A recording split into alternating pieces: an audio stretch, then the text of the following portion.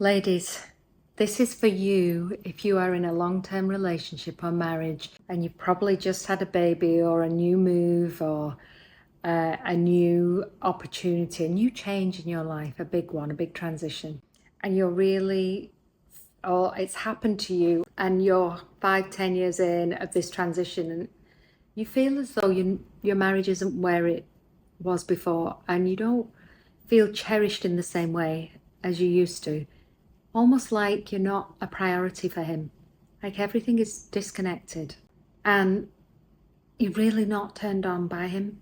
If that is you and you're worried that it's the end of your relationship or that you really want some help and support around how the hell do I get out of this and why is this happening, this video is for you.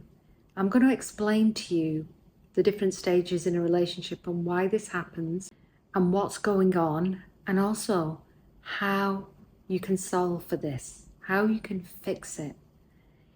And I'm also going to offer you the opportunity to work deeper with me if that's something that you desire.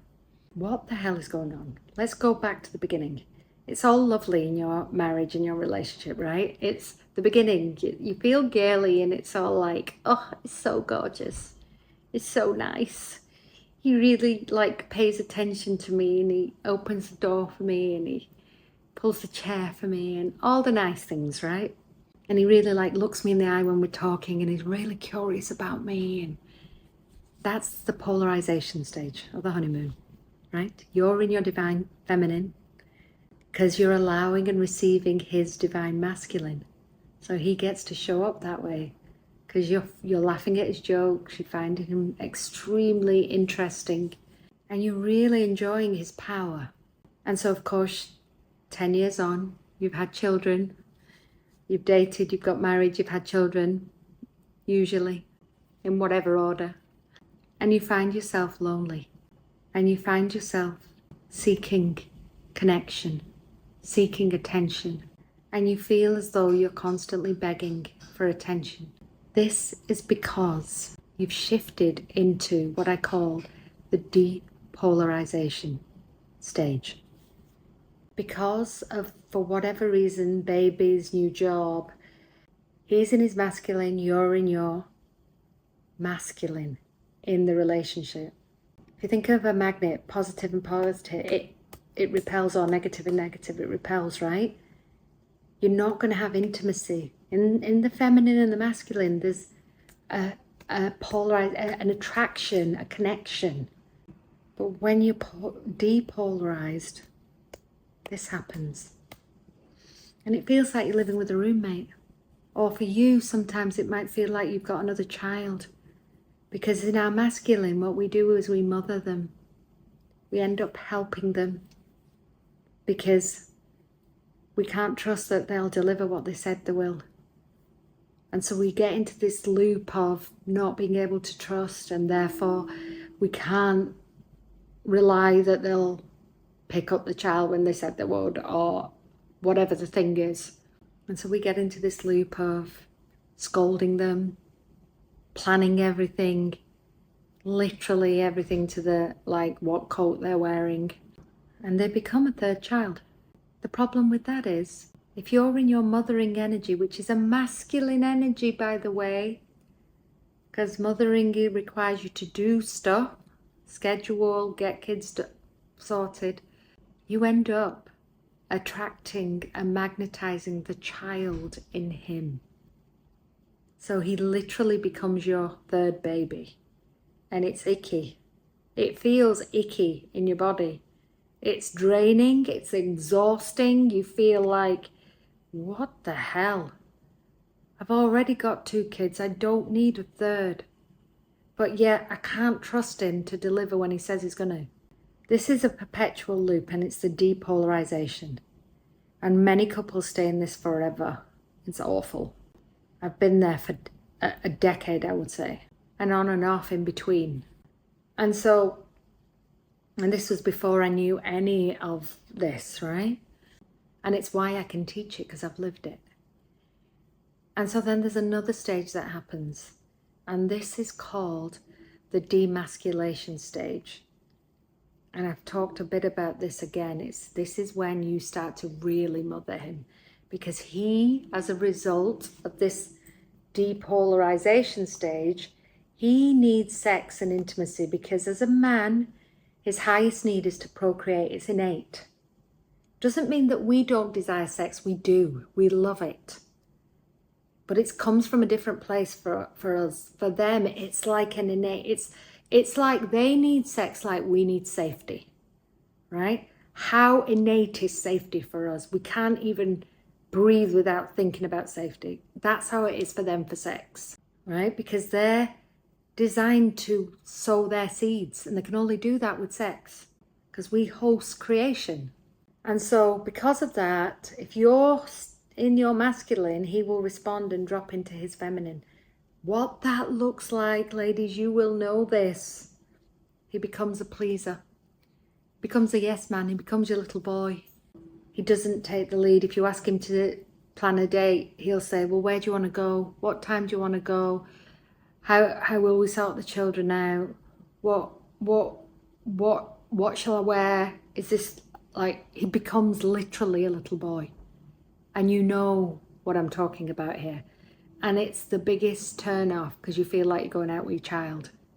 It's the biggest turn off. And yeah, you may come home and have sex, but it's scratch and itch sex. It's just to satisfy this urge. It's not like love making.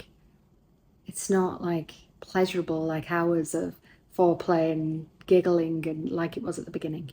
That's because you've basically got his balls. He's handed over his balls and he's gone, there you go, you be the man. And it's exhausting. And couples stay like this for years and years and years. Sometimes they settle like this, sometimes somebody strays, and sometimes you separate.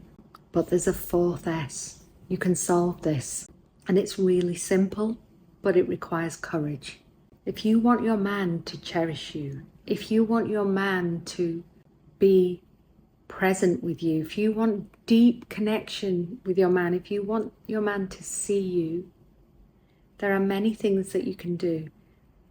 And this is something I go into my Ladies Go First program. Reach out to my team if you want that.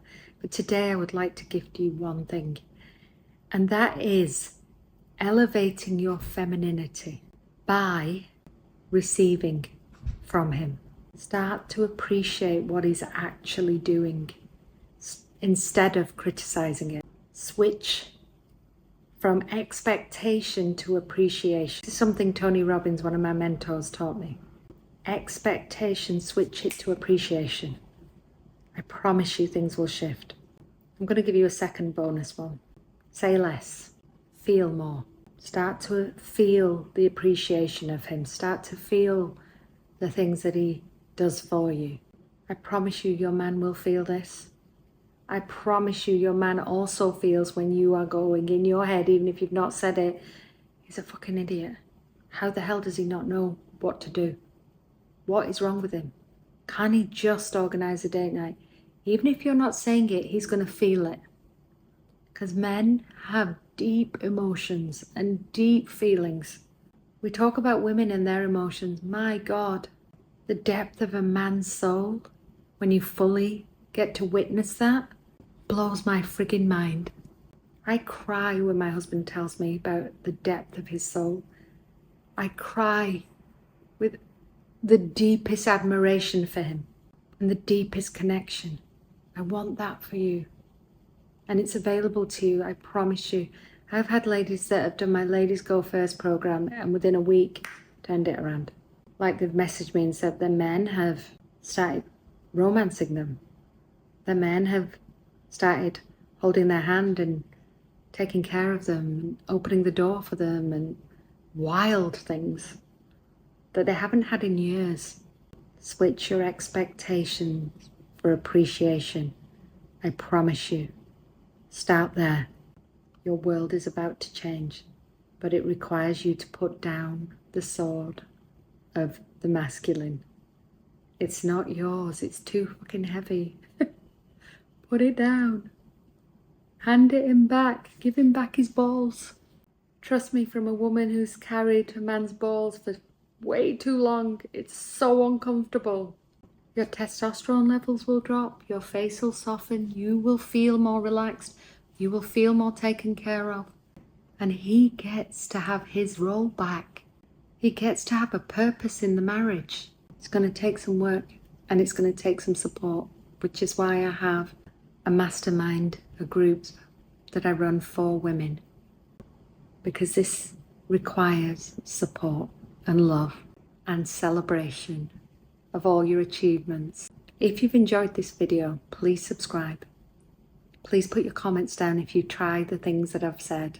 Let me know. I love to hear your stories. Ladies, you do go first, but you go first in frequency, in what you feel. You don't have to say anything. Zip it. You'll be surprised actually how easy this is once you actually go deep into the feelings of what you desire and remember the man that you fell in love with. It's my honor and gift and pleasure to have served you today. Thank you for staying on for this long on the video. If you want to know more on how to work with me, comment or DM wherever, ladies, and we'll take care of you.